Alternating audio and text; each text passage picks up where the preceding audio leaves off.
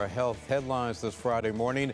What is surgical pathology? How to interpret a report that might pop up in MyChart, and when to get a second opinion.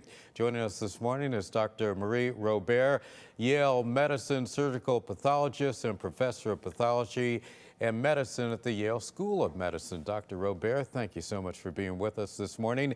Now, you are a surgical pathologist. What exactly does that mean? I'm sure it's a new term to many people in our audience. Well, thank you. It's great to be here. I think a simple way to say it is that if you ever have a biopsy or a surgery to remove tissue, in order for your doctor to learn what's going on with you, the surgical pathologist is the person they give that tissue to. And we look at that tissue under the microscope and determine what the disease is. And once we communicate our findings to your clinician, then they can make a good plan for what to do next. So we're sort of the hard drive background in the hospital. I've heard it said that the pathologist is the most important doctor that you never meet. Well said. Okay, when patients see their pathology reports in their medical chart before they've actually heard from their doctor, what are some tips you might have for helping people understand what they're reading? Because people see things in the MyChart and they really don't understand what they're looking at.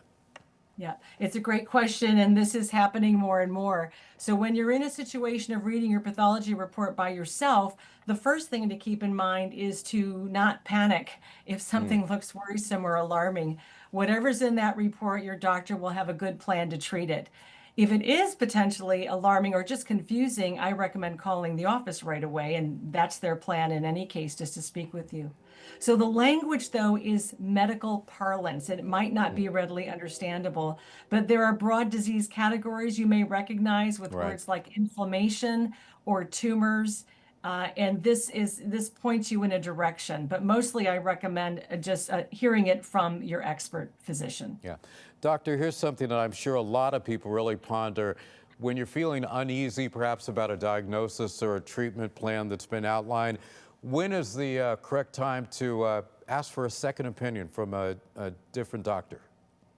That's another great question. I think a second opinion is a reasonable idea if the diagnosis being made is either a very rare condition, so not that commonly seen by pathologists, or if it's a life-altering condition for which strong measures are being recommended, like chemotherapy or major surgery.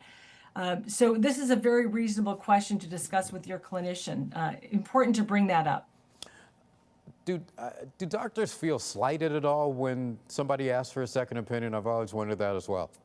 Well, it's a little bit easier for pathologists because we're never being asked, hey, show your slide to somebody else. Right. You're asking your clinician, so we're off the hook. But I think that yeah, physicians understand that it's a pretty big deal to Yeah. be told you have to have something pretty major done to you. And I think they're certainly about pathology re-review. That is a pretty easy ask.